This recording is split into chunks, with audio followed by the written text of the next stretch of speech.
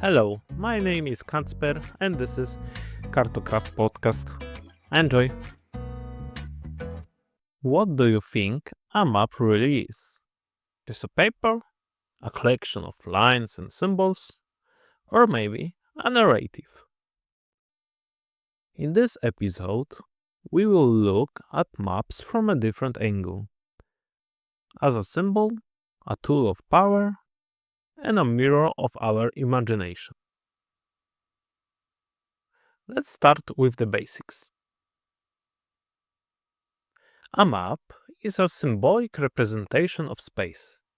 It can show landscapes, ocean, cities, but also data, like population density.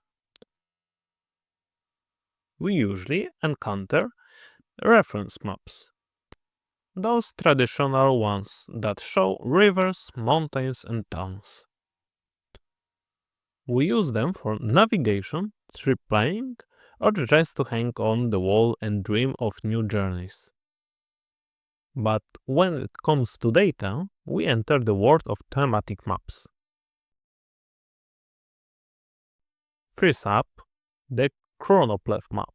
It uses colors to represent data, like population density, income levels, or election results. A familiar sight. But here's the thing. It simplifies reality. For example, a choropleth map might show all of Brazil in a single shape, indicating low population density. But the bustling coastline cities and quiet interior couldn't be more different. One color can hide those nuances. Then we have dot maps. Each dot could represent one person, 10,000 people, or even a specific event, like cases of disease. Remember the pandemic? Dot maps were everywhere, showing COVID-19 clusters. These maps provide more detailed insights, less generation, more specificity.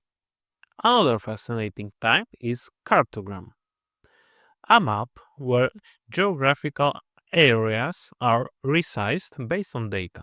If you draw the world by internet users, India and China balloon, while Australia practically disappears. It's a great way to visual influence, not landmass. There is also the Azaline map. You have seen it on a weather forecast. Those colorful lines showing temperature or pressure zones. That is isoline mapping, useful for spotting trends, changes, and gradients.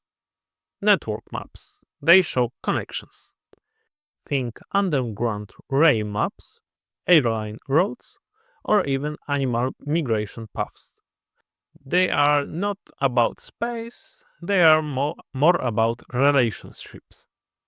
Maps have always told stories, but they also shaped ideologies. Take the Hereford Mappa Mundi, a medieval map from the 13th century. Jerusalem is placed at the center. East is at the top, Europe, Asia, and Africa circle the spiritual core. It's not a geographical map, it is a theological one. It reflects values more than distances. Or colonial maps from the 18th, 19th centuries. European empires drew borders across Africa and Asia with rules, not knowledge. Those artificial lines ignore languages, cultures, and histories, and many present day conflicts stem from them. Maps are never neutral. They reflect choices, perspectives, and something biases.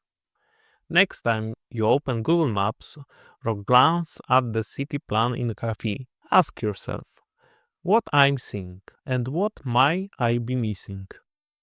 Maps are tools, yes, but they're also stories, power, memory. So maybe it's time to explore not just the world, but the way we map the world. Thanks for joining me today. In this episode gave you something to think about. Share it with someone who sees maps as more than just tools. And as always, until next time, keep exploring and keep questioning.